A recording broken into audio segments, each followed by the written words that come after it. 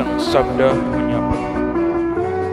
Renungan Harian Sabtu 25 Februari 2023 disusun dan dibawakan oleh Frater Gonçalo Gajo. Selamat mendengarkan. Saudara-saudari yang terkasih dalam Kristus Tuhan, sebelum memulai renungan kita pada hari ini, marilah kita mengawalinya dengan tanda kemenangan Kristus. Dalam nama Bapa dan Putra dan Roh Kudus. Amin. Renungan kita pada hari ini berjudul Misteri Sebuah Panggilan. Saudara-saudari yang terkasih, panggilan untuk menjadi murid sekaligus pengikut Yesus adalah sesuatu yang bersifat misterius. Kita tak bisa menebak atau menerka siapa yang pantas untuk menjadi murid Kristus. Dia yang hidupnya penuh dengan kebaikan tidak selamanya dipilih Tuhan untuk menjadi pengikutnya. Ataupun sebaliknya, dia yang hidupnya bisa dikatakan penuh dengan kejahatan tidak bisa dikatakan tak layak untuk menjadi murid Tuhan. Toh, ini adalah panggilan Tuhan. Tuhan sendiri bebas memanggil dan memilih siapa yang pantas untuk menjadi pengikutnya. Saudara-saudari yang terkasih, melalui bacaan Injil yang telah kita dengarkan, kita tahu Lewi, seorang pemungut cukai, dipanggil secara langsung oleh Tuhan untuk menjadi pengikutnya. Seperti yang kita ketahui sendiri, pemungut cukai adalah orang berdosa yang kerjanya hanya memeras rakyat demi kepentingan mereka sendiri. Mereka lebih kejam dan sadis daripada koruptor-koruptor yang kita temui dewasa ini. Karena mereka memeras rakyat secara langsung, bukan secara sembunyi-sembunyi. Mereka tidak peduli siapa yang dirampas, karena bagi mereka yang terpenting adalah uang dan harta.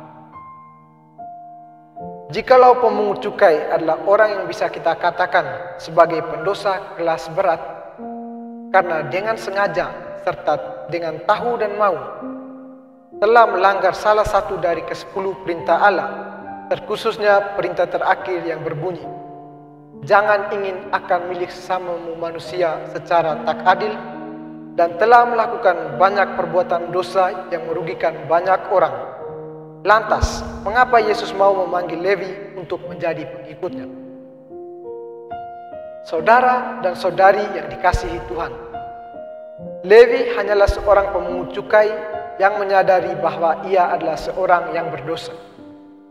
Di mata setiap orang yang melihatnya, ia tak mempunyai kelebihan apapun dan ia tidak layak untuk mengikuti Yesus.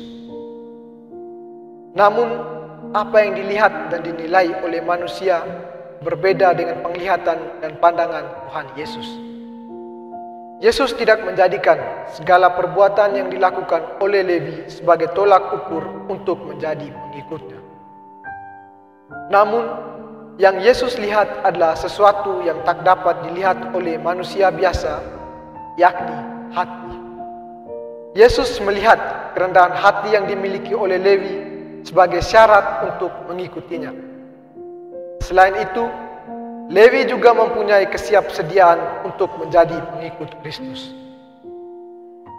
Kerendahan hatinya dapat dilihat ketika Tuhan memanggilnya untuk menjadi pengikut.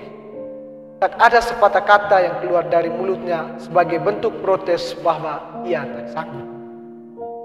Ia tahu benar siapa yang memanggilnya saat itu, dan itu menjadi kesempatan emas baginya untuk kembali pada jalan yang benar, serta kesempatan untuk menghapus semua citra buruk tentang dirinya.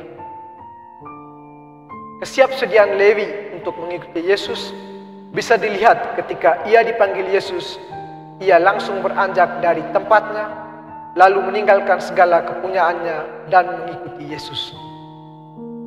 Saudara-saudari yang terpanggil, panggilan Yesus terhadap Lewi si pemungut cukai mau menunjukkan kepada kita bahwa kita semua berhak menjadi murid dan pengikut Kristus. Kita semua baik yang muda maupun yang tua, orang sakit maupun orang yang sehat, orang baik maupun orang jahat, yang miskin maupun kaya, semuanya tanpa terkecuali. Kita semua adalah murid Kristus. Kita adalah orang-orang terpanggil untuk bekerja di kebun anggurnya. Melayani Tuhan dan sesama adalah tugas kita sebagai murid Kristus. Saudara-saudari, di tengah kebahagiaan seseorang pasti akan memicu rasa iri hati dari oknum-oknum di sekitar. Hal ini bisa kita lihat pada saat di mana Levi mengadakan perjamuan. Mungkin syukuran atas pertobatannya. Di saat itu pula lah datang orang-orang Farisi dan ahli-ahli Taurat dan melemparkan pertanyaan yang sangat jelas, menandakan rasa iri hati mereka terhadap Levi. Namun di saat bersamaan, Yesus tidak tinggal diam.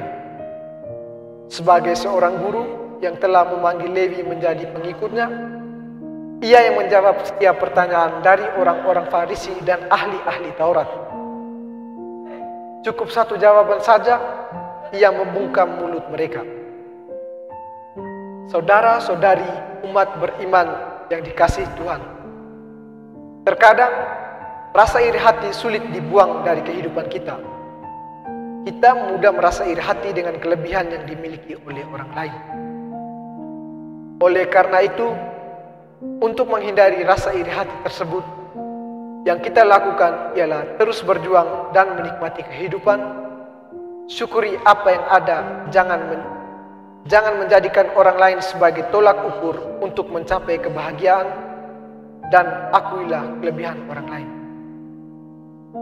Maka, di akhir renungan ini, saya mengajak kita semua untuk senantiasa membuka diri dan mendengarkan sapaan dan panggilan Tuhan untuk menjadi pengikutnya, serta kita harus terus berjuang dan selalu menikmati kehidupan dengan rasa syukur agar tidak terjatuh dalam jurang kedengkian terhadap sesama.